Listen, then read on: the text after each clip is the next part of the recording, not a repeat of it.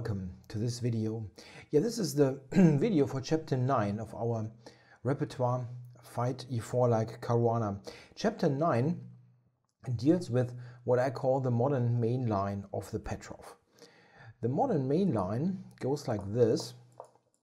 White takes on e5 and in this position plays the move knight c3. This has become probably the most popular try on the at the professional level, and it also is played regularly on lower levels nowadays.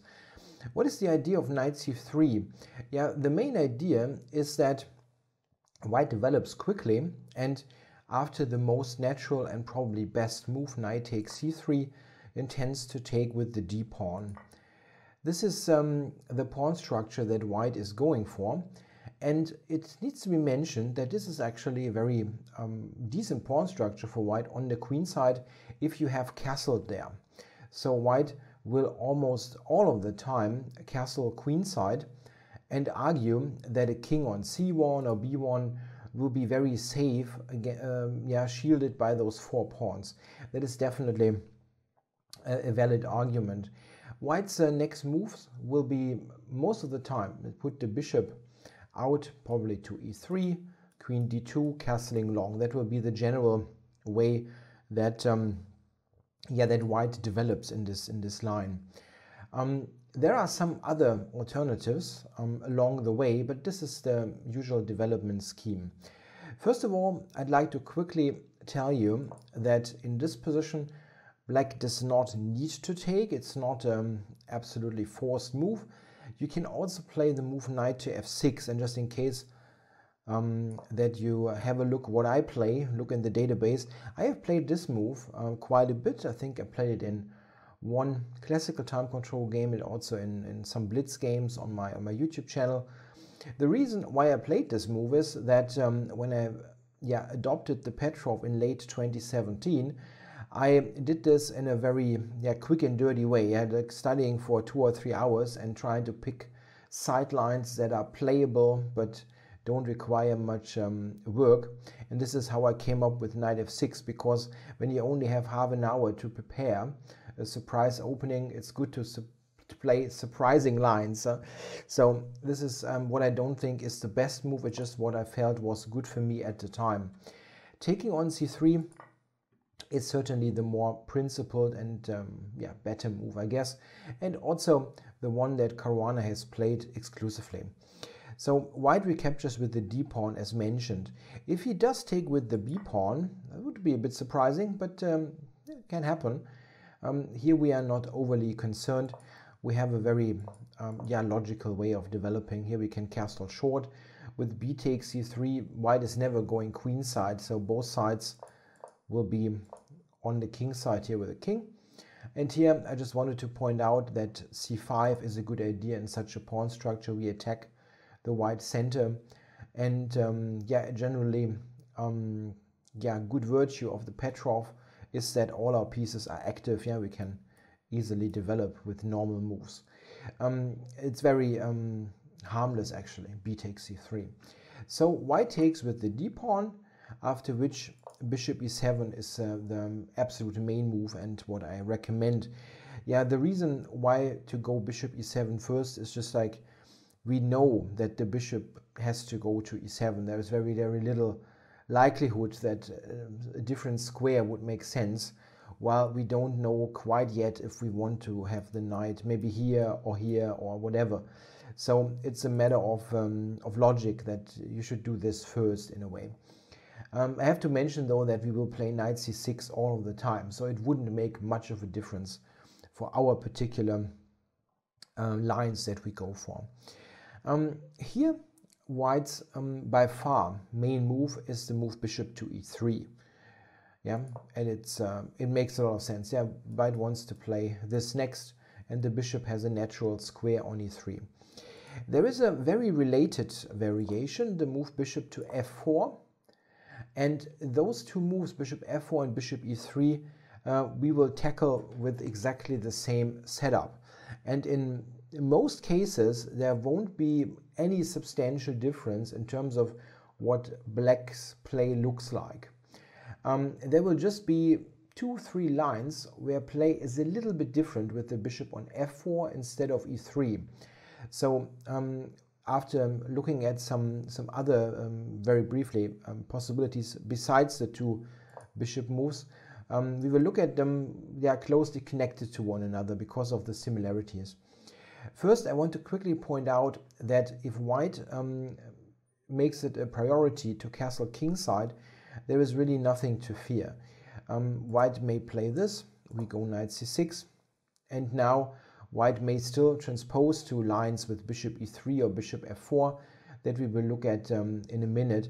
If he castles kingside, there will be absolutely no problem for us. We can also castle kingside, and a position like that really, oops, yeah, the software sometimes has this glitch. Yeah, it's like once every video. Here black has no problems at all. Yeah, we can develop easily, and white has very little that he can try in such a position. And he's just he has really no argument why he would be in any way favored here. The same kind of position can also come on the board with bishop to c4. Yeah, bishop to c4 instead of bishop d3. Those two moves are basically the same thing. Yeah, like we can play like this, no matter if the bishop is on c4. Oops, I'm sorry. If the bishop is on c4 or on d3, yeah, the short castling setup here is just extremely healthy for black. So we have to look at the bishop moves, bishop f4 and bishop to e3. Going back to this position, bishop f4 and bishop e3. I'm starting with bishop f4. That is just currently the less important move. Bishop e3 is played far more often, and once we have looked at both, I think you will also understand why the move to e3 is the more popular at the moment. So our setup is to play with knight c6. In general, I do recommend to develop with knight c6 and bishop e6, and to not castle kingside quickly. This is possible. You can castle kingside here on move 7, or after bishop e3 also on move 7 you can castle kingside. But I want to be more flexible there. The kingside castling in general leads to sharper play, where white, I feel, has the easier game because his king on c1 or later b1 will be very safe, and black's counterplay is not that pronounced. We will have lines where we do castle kingside, but that will be in cases where I feel there are pieces traded already, or where white's setup is not optimal to play against the king on g8. So how does white continue? Most of the time just queen d2 to prepare the castling move to the queen side, but white may also play like this. This setup with bishop d3 and queen e2 we will also examine a little bit later with the bishop on e3. There are always two versions of that. Once bishop on f4, once bishop on e3.